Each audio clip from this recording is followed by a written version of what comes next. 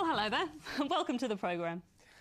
First tonight, the son of a Cambridgeshire man killed by a German out-of-hours GP has been speaking after he and his brother were arrested for confronting the doctor. Stuart and Rory Gray were protesting at a medical conference at Lindau in Germany on Saturday, where Dr Ubani was speaking. Their father, David Gray from Maine, died after he was given 10 times the recommended dose of diamorphine.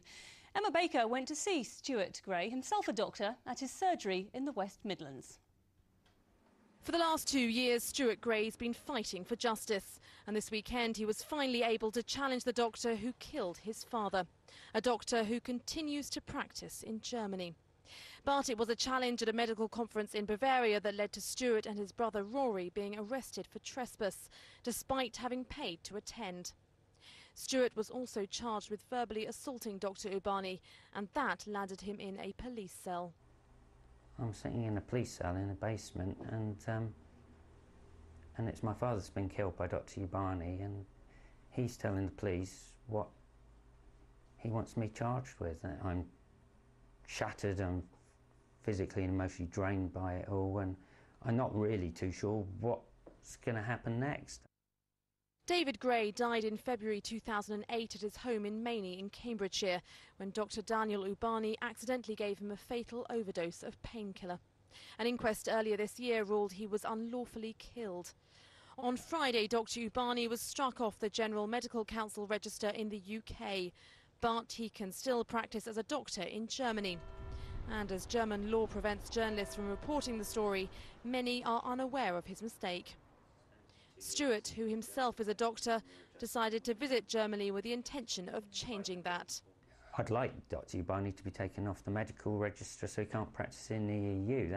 I think that's what would be safest for patients, and I guess that would be an ultimate aim. But as nobody seems to be able to achieve that, not even the GMC, I think highlighting to the German public what's happened to Ubani and how dangerous he's been found to be by the GMC. Stuart was released on bail by the police and is now considering what his next step should be. It's not just me, I think the GMC are extremely concerned there'll be more deaths. Even after all this, I would feel I've failed that person that he may kill or damage because I haven't managed to get him erased from the German register. I would feel a certain personal responsibility for that, bizarrely as it may sound. Stuart says that until he knows patients are safe from Dr Ubani, he will not give up his fight. Emma Baker, Anglia News, Cradley Heath near Birmingham. And you can see more on that story on the ITV National News at 6:30. Now, there's been speculation that a Conservative MP who had a narrow escape after being struck by a train in London may have been trying to commit suicide. David Ruffley, the MP for Bury St Edmunds, apparently landed close to the live rail but suffered only minor injuries following the incident at Victoria Station.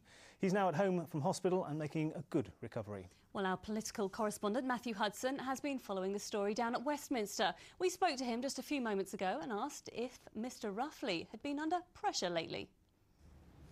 Well, I've spoken to a number of his colleagues today. None of them wanted to go on camera, but they did paint a picture of a man who has been really very depressed for some time.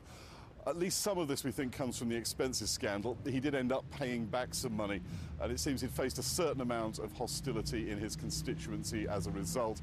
It could also be he was depressed at being passed over for a ministerial job within the coalition government. He had been the shadow spokesman on police reform for at least the last 2 years. However, it's also worth saying, I think, that he did retain his Bury St Edmunds seat at the recent election with an increased majority. And Matt, understandably, a rather sympathetic reaction both at Westminster and his constituency in Suffolk. Absolutely. Fellow Suffolk MP Tim Yeo, one of the first to send best wishes. I understand that local councillors will be stepping into the breach and taking up at least some of his workload until he is able to return. Other MPs coming out and talking about the loneliness, the depression that some members experience when they're down here at Westminster. Former Harlow MP Jerry Hayes, who you may remember had his own dark days here, has written a very interesting article talking about the fact that MPs do need someone to talk to about their emotions. If they're single, life can become very difficult for them. And Mr Hayes added this rather cynical, if you like, line: barring your soul to parliamentary colleagues is like cutting your finger in a shark tank. OK, Matt, thanks very much. A rail worker warned of a potential problem with points just 16 hours before the Potters Bar rail crash, an inquest heard today. 7 people died and more than 70 were hurt in the crash in Hertfordshire in 2002. Today, a station announcer told jurors that the night before the accident, he felt violent jolts as the train travelled over points at Potters Bar. He said he raised the alarm, but the ticket seller, he told, forgot all about it. The family of a woman who died during the Great East Swim at the weekend say they've been left devastated by the tragedy. Tracy Rammell, who was 35 and from Leicester, became unwell during the event at Alton Water near Ipswich on Saturday. She later died in hospital. Around 3,000 people took part in this year's event. Now do stay with us. The rest of the region's news is on the way. And Jonathan. Yes, I'm live at the Anglia allotment, looking at the latest grow your own craze to hit the classroom. And will it be good weather for the gardens? I'll be back later with the details.